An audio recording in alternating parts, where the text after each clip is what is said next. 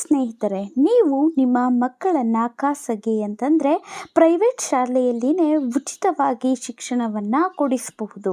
ಅದು ಕೂಡ ಯಾವುದೇ ರೀತಿ ದುಡ್ಡನ್ನು ಕಟ್ತಲೇನೆ. ಮತ್ತು ಈ ಒಂದು RTE ಅಂತಂದರೆ ರೈಟ್ ಟು ಎಜುಕೇಷನ್, ಇದಕ್ಕೆ ಅರ್ಜಿಯನ್ನು ಕೂಡ ಸಲ್ಲಿಸೋದಕ್ಕೆ ಪ್ರಾರಂಭ ಆಗಿದೆ. ನಿಮಗೆ ಗೊತ್ತು, ಪ್ರೈವೇಟ್ ಶಾಲೆಗಳಲ್ಲಿ ಓದಿಸ್ಬೇಕು ಅಂತಂದರೆ ಫೀಸ್ ಅಂತೂ ತುಂಬಾ ಇರುತ್ತೆ. ಆದರೆ ಇದರಿಂದ ಅರ್ಜಿ ಹಾಕಿ ನೀವೇನಾದರೂ ಸೆಲೆಕ್ಟ್ ಆಗಿದ್ದೀರಾ ಅಂತ ಅಂದರೆ ನೀವು ₹1 ಕೂಡ ಕಾಸು ಕಟ್ಟೋ ಹಾಗೆ ಇರೋದಿಲ್ಲ. ಎಷ್ಟೊಂದು ಜನ ದುಡ್ಡು ಕಟ್ಟಬೇಕು ಅಂತ ಅಂದ್ಬಿಟ್ಟು ಸರ್ಕಾರಿ ಶಾಲೆಗಳಿಗೆ ಹಾಕಿಸ್ತಾ ಇರ್ತೀರ.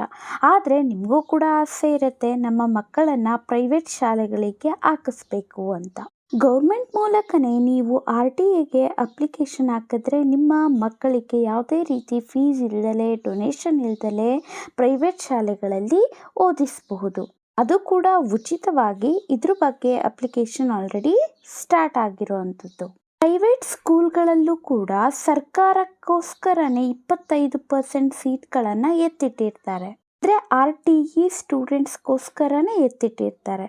ನೀವೇನಾದರೂ ಅರ್ಜಿ ಹಾಕಿದ್ದೀರಾ ಅಂತ ಅಂದರೆ 6ರಿಂದ 14 ವರ್ಷದವರೆಗೂ ಕೂಡ ನಿಮ್ಮ ಮಕ್ಕಳು ಫ್ರೀಯಾಗಿ, ಅಂದರೆ ಯಾವುದೇ ಪ್ರೈವೇಟ್ ಶಾಲೆಗಳಾಗಿರಲಿ, ಎಷ್ಟೇ ದೊಡ್ಡದಾಗಿ ಇರಲಿ, ಎಷ್ಟೇ ಜಾಸ್ತಿ ಡೊನೇಷನ್ ತಗೊಳ್ತಾ ಇರಲಿ, ಅಲ್ಲಿ ಉಚಿತವಾಗಿ ಓದಬಹುದು. ಹಾಗಾದರೆ ಇದಕ್ಕೆ ಏನೇನೆಲ್ಲ ಡಾಕ್ಯುಮೆಂಟ್ಸ್ ಬೇಕಾಗುತ್ತೆ ಅಂತ ಅಂದರೆ ವಿದ್ಯಾರ್ಥಿಯ ಆಧಾರ್ ಕಾರ್ಡ್ ಬೇಕಾಗುತ್ತೆ.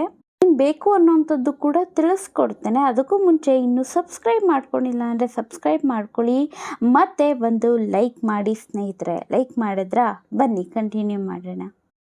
ಸ್ಟೂಡೆಂಟ್ ಆಧಾರ್ ಕಾರ್ಡ್ ಕೂಡ ಬೇಕಾಗುತ್ತೆ, ಮತ್ತು ಪೋಷಕರ ಆಧಾರ್ ಕಾರ್ಡ್ ಕೂಡ ಬೇಕು. ಮಕ್ಕಳ ಜನನ ಪ್ರಮಾಣ ಪತ್ರ ಬೇಕಾಗುತ್ತೆ, ಜಾತಿ ಮತ್ತು ಆದಾಯ ಪ್ರಮಾಣ ಪತ್ರ, ನಿವಾಸ ದೃಢೀಕರಣ ಪತ್ರ ಅಂದರೆ ವಾಸಸ್ಥಳ ದೃಢೀಕರಣ ಪತ್ರ.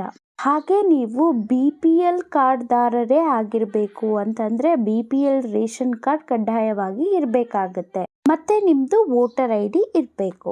ಪಾಸ್ಪೋರ್ಟ್ ಸೈಜ್ 2 ಫೋಟೋ ಕೇಳ್ತಾರೆ. ಮಕ್ಕಳದು 2 ಮತ್ತು ತಂದೆ ತಾಯಿದು 2.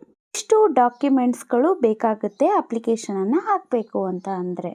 ಹಾಗೆ ನೀವು ಕರ್ನಾಟಕದಲ್ಲೇ ವಾಸ ಮಾಡ್ತಾ ಇರಬೇಕು.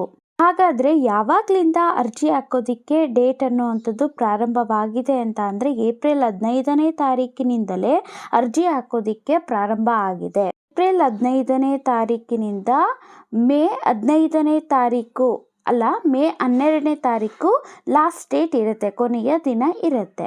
ಅಷ್ಟರೊಳಗಡೆ ನೀವು ಆದಷ್ಟು ಈ ಒಂದು ವಿಡಿಯೋನ ಶೇರ್ ಮಾಡಿ. ಯಾರಾದರೂ RTEಗೆ ಅಪ್ಲಿಕೇಶನ್ ಹಾಕೋರಿತ್ತು ಅಂತ ಅಂದರೆ ಅವ್ರಿಗೂ ಕೂಡ ಉಪಯೋಗ ಆಗುತ್ತೆ. ಯಾರಿಗಾದ್ರೂ ಬಡವರಿಗಾದ್ರೂ ಹೆಲ್ಪ್ ಆಗಲಿ. ಅಪ್ಲಿಕೇಶನ್ ಎಲ್ಲ ಹಾಕಬೇಕು ಅಂತಂದರೆ ನೀವು ಯಾವುದೇ ಒಂದು ಸೈಬರ್ ಸೆಂಟರ್ಗೆ ಹೋಗ್ಬಿಟ್ಟು ಕೂಡ ಹಾಕ್ಬೋದು. RTEಗೆ ಅಪ್ಲಿಕೇಶನ್ ಬಿಟ್ಟಿದ್ದಾರೆ ಅಲ್ವಾ ಅಂತ ಕೇಳಿದ್ರೆ ಸಾಕು, ಅವರೇ ನಿಮಗೆ ಅಪ್ಲೈ ಮಾಡಿ ಕೊಡ್ತಾರೆ. ಇಲ್ಲಿ ಇನ್ನೊಂದು ಇಂಪಾರ್ಟೆಂಟ್ ಏನು ಅಂತಂದರೆ ನಿಮ್ಮ ಮಕ್ಕಳ ವಯಸ್ಸು ಅನ್ನುವಂಥದ್ದು ಎಷ್ಟು ಅನ್ನೋದು ಮ್ಯಾಟರ್ ಆಗುತ್ತೆ. ಯಾಕೆಂದರೆ ದೊಡ್ಡ ಮಕ್ಕಳಿಗೆ ಈ ಒಂದು ಅಪ್ಲಿಕೇಶನ್ ಹಾಕೋದಕ್ಕೆ ಸಿಗೋದಿಲ್ಲ. ನೀವು ನಿಮ್ಮ ಮಕ್ಕಳನ್ನ LKG ಅಥವಾ UKG ಅಥವಾ 1ನೇ ಕ್ಲಾಸ್ಗೆ ಹಾಕ್ತೀರಾ ಅಂತಂದರೆ ಅವಾಗ ಮಾತ್ರ ಇದಕ್ಕೆ ಅಪ್ಲಿಕೇಶನ್ ಹಾಕಬಹುದು. LKGಗೆ ಹಾಕಬೇಕು ಅಂದರೆ ನಿಮ್ಮ ಮಕ್ಕಳ ವಯಸ್ಸು ಬಂದು 3 ವರ್ಷ 10 ತಿಂಗಳ ಮೇಲಾಗಿರಬಹುದು, ಎಷ್ಟು ಬೇಕಾಗಿದ್ರೂ ಆಗಿರಬಹುದು.